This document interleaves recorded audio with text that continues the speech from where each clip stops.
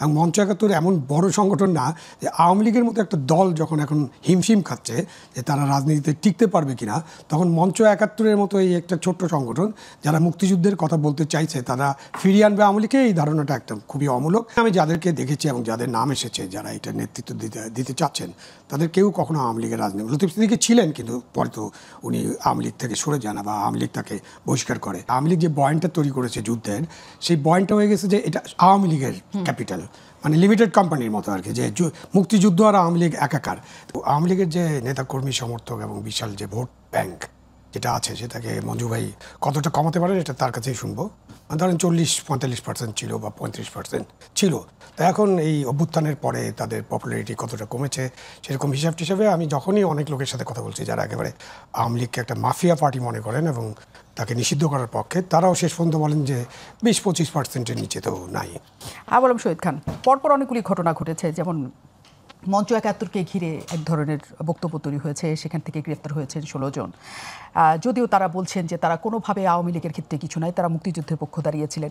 এরপরও 3-4 জন সাংবাদিক সহ যারা টক শোতে কথা বলেন তারাও আওয়ামী লীগের দোষর হিসাবে এখন বলা হচ্ছে। তার তারিখে হালকা হলেও আপনার নামও আছে।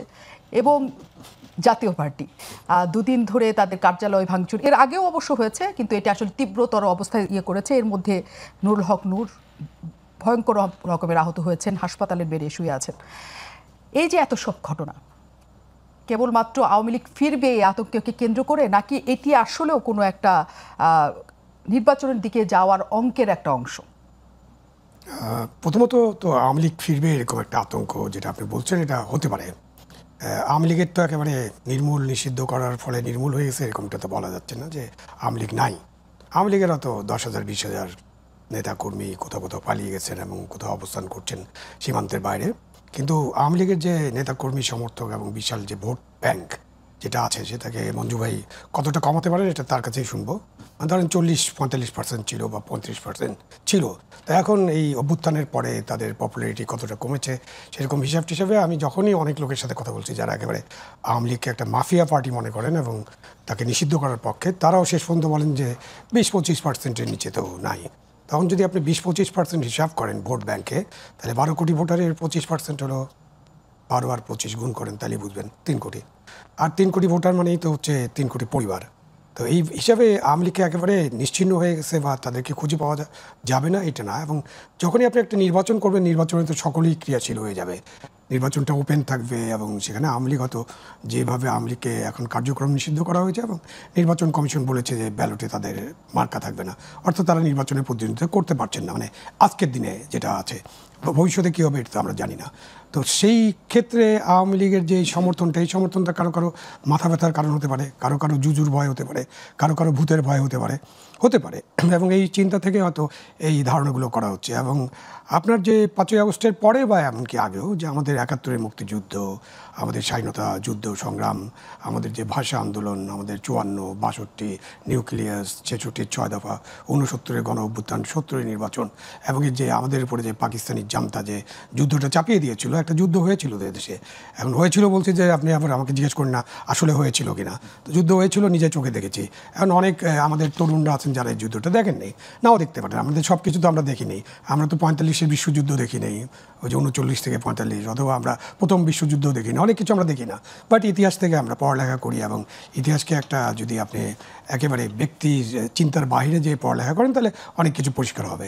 তো এই দেশে একটা আমাদের মুক্তিযুদ্ধের কথা বললেই, স্বাধীনতা যুদ্ধের কথা বললেই একটা আওয়ামী লীগ কিনা এরকম একটা প্রশ্ন এসে যায়।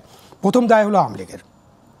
এই প্রশ্নটা কেন আসে এই জন্য যে এই যুদ্ধটা ছিল একটা জনযুদ্ধ এবং এই যুদ্ধে যারা অংশগ্রহণ করেছিলেন ছাত্র, শ্রমিক, কৃষক, জনতা, তার মধ্যে অবশ্যই আওয়ামী লীগের একটা বিশাল অংশ ছিল। তারা নেতৃত্ব দিয়েছেন, তাদের সংগঠন এই যুদ্ধে জড়িত ছিল এবং তাদের সংগঠন থেকে 6 দফা দেওয়া হয়েছিল, স্বায়ত্তশাসনের কথা বলা হয়েছিল, 70-এর নির্বাচন ওই সংগঠনটি বিজয় অর্জন করেছিলেন এবং সরকার গঠনের ইয়াতে ছিলেন, একেবারে দাবিদার ছিলেন। সব মিলিয়ে বঙ্গবন্ধুর যে নেতৃত্ব সেটাকেও 10ই জানুয়ারি পর্যন্ত আমরা কেউ তো বলতে পারবো না যে না নেতৃত্ব দেন নাই। তো সব মিলিয়ে তাদের যে অবদান সেটা আছে। কিন্তু এই যুদ্ধে যে লক্ষ কোটি মানুষ অংশগ্রহণ করেছে, কোটি কোটি মানুষ বলতে হবে, এবং লক্ষ লক্ষ মানুষ তো যুদ্ধে গিয়েছে, 3 লক্ষ আমাদের মা বোনেরা সম্ভ্রম হারিয়েছেন, 30 লক্ষ মানুষ নিহত হয়েছেন, সেই সংখ্যা নিয়েও একটা বিতর্ক আছে। বিতর্ক করে যারা তারা আবার 3 লক্ষে থামে। আবার 20,000 আছে। হ্যাঁ, না 20,000 যে বলছে ওর কাছে যেতে চাই না, মানে 3 লক্ষ একটা যে মিনিমাম বলি না যে 3 লক্ষ হতে পারে, ওটাকে নাকি 3 মিলিয়ন বলেছেন। এটা আমি আমার তরুণ বয়স থেকে শুনছি, মানে আমি যুদ্ধের পরপরই তো ঢাকা ইউনিভার্সিটিতে আমার ছাত্র জীবন শুরু, তো ওই তরুণ বয়স থেকে শুনছি যে এই ঘটনার সাথে আওয়ামী লীগ জড়িত, কাজেই এই ঘটনাগুলির সাথে যারা এখন জড়িত বা যারা এই ঘটনাগুলোর না, আমি শেষ করে ফেলি যে আওয়ামী লীগ তখন যেটা করেছে, আওয়ামী লীগ যে বয়ানটা তৈরি করেছে যুদ্ধের, সেই বয়ানটা হয়ে গেছে যে এটা আওয়ামী লীগের ক্যাপিটাল, মানে লিমিটেড কোম্পানির মতো আর কি, যে মুক্তিযুদ্ধ আর আওয়ামী লীগ একাকার, এটা তারা তৈরি করছে। এই দায় তাদেরকে নিতে হবে যে তারা ইতিহাসটাকে ঠিকমতো লিপিবদ্ধ করা এবং ইতিহাসের মতো লিপিবদ্ধ করতে দেওয়া, সেখান থেকে তারা বিচ্যুত হয়ে গিয়েছিল। আর যার কারণে এই যে এত মানুষের আত্মত্যাগ, কোটি মানুষের পাশের দেশে আশ্রয় গ্রহণ, এবং দেশের যে 7.5 কোটি মানুষ ছিল, আমি তো একদম নির্দ্বিধায় বলতে পারি যে 7 কোটি মানুষ এই মুক্তির পক্ষে কাজ করেছে, আশ্রয় দিয়েছে। দেশের অভ্যন্তরে তো অনেকগুলো বাহিনী গড়ে উঠেছিল, কাদেরিয়া বাহিনী, হেমায়েত বাহিনী, সিরাজ শিকদারের বাহিনীও ছিল, যুদ্ধ করেছে পেয়ারা বাগান ওই অঞ্চলকে ঘিরে বরিশালে, তো এবং আরও ছোট ছোট বাহিনী ছিল।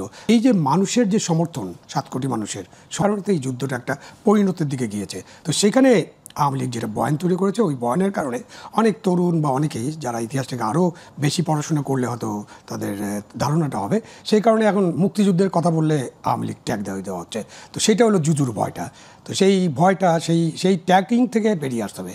মুক্তিযুদ্ধ একটা জনযুদ্ধ ছিল, মুক্তিযুদ্ধের মধ্য দিয়ে আমরা স্বাধীনতা অর্জন করেছি এবং এই বাংলাদেশ পেয়েছি, বাংলাদেশের পতাকা পেয়েছি, আমাদের সীমারেখা পেয়েছি, আমাদের জাতীয় সঙ্গীত পেয়েছি, আমাদের একটা স্বাধীন সার্বভৌম রাষ্ট্র পেয়েছি এবং উদার গণতান্ত্রিক একটা বাংলাদেশ। সেই কথা থাকার পরেও তো এসব ঘটছে। রিপোর্টার্স ইউনিটিতে 71 মঞ্চ 71-এর সাথে যে ঘটনাটা ঘটেছে, সেই ঘটনাতে আমরা লতিফ সিদ্দিকীকে দেখেছি, সেখানে তিনি জেল খেটেছেন শেখ হাসিনার সময়কালে, এবং জেলে ছিলেন, তার মন্ত্রিত্ব গিয়েছিল, এমপিশিপ বাতিল, মতো বাতিল, সকল কিছু বাতিল হয়ে গেছে। তিনি তো পরে আর আওয়ামী লীগের সাথে ছিলেন না, কখনোই ছিলেন না। হ্যাঁ, কিন্তু ধারণা করা হয় তারপরেও ওই মঞ্চটা, মানে ওই প্ল্যাটফর্মটা আওয়ামী লীগকে ফিরিয়ে আনার জন্য, আওয়ামী লীগকে ফিরিয়ে আনার কাজে ব্যবহার করা হচ্ছে, কারণ আইনজীবী সেটা বলেছে। সেটা কি সম্ভব না বলে মনে করেন যে আসলেও এটা সম্ভব? এখানে আমি যাদেরকে দেখেছি এবং যাদের নাম এসেছে, যারা এটা নেতৃত্ব দিতে চাচ্ছেন, তাদের কেউ কখনো আওয়ামী লীগের রাজনীতি, লতিফ সিদ্দিকী ছিলেন কিন্তু পরে তো উনি আওয়ামী লীগ থেকে সরে যান বা আওয়ামী লীগ তাকে বহিষ্কার করে। যেমন আমাদের পান্না সাহেব যে সিনিয়র অ্যাডভোকেট, তিনি তো কখনো আওয়ামী লীগ করেন নাই। তো এই আওয়ামী লীগ, ফজলুর রহমান সাহেব তো আওয়ামী লীগ করেনই না, মানে উনি ওখানে যান নাই, ওনারও যাওয়ার কথা ছিল। ডক্টর কামাল হোসেনও আওয়ামী লীগ করেন না। তো ওইখানে এবং যাদেরকে গ্রেপ্তার করেছে তাদের মধ্যে ওই আওয়ামী লীগের রাজনীতিতে পাকাপোক্তভাবে আছে এবং ফিরিয়ে আনার জন্য এটা করেছে, এটা ভাবার কোনো কারণ নেই। এবং মঞ্চ 71 এমন বড় সংগঠন না যে আওয়ামী লীগের মতো একটা দল যখন এখন হিমশিম খাচ্ছে যে তারা রাজনীতিতে টিকতে পারবে কিনা, তখন মঞ্চ 71-এর মতো এই একটা ছোট্ট সংগঠন যারা মুক্তিযুদ্ধের কথা বলতে চাইছে, তারা ফিরিয়ে আনবে আওয়ামী লীগকে, এই ধারণাটা একদম খুবই অমূলক এবং আমি এই ধারণার সাথে একদম একমত পোষণ করি না।